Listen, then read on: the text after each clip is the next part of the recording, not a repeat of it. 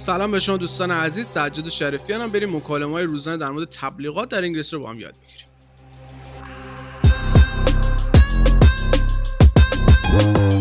هیچی نگه. سکوت. What is your favorite advertisement?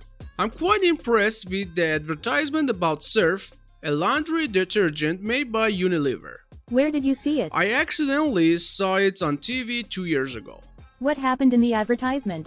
The ad told a story of a family in which the children all loved their stepmother due to the white shirts she prepared for them.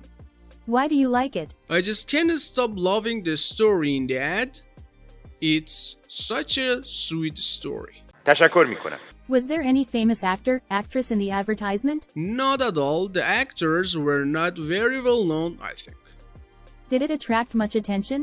I have no idea, but I saw it in many public places. What do you like the most in the advertisement? Well, the vivid images and sound effects did attract me.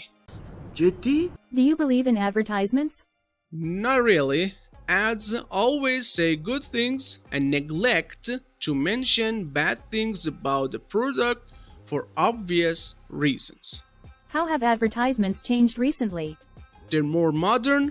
Digital marketing has provided successful in many fields. بسیار عالی.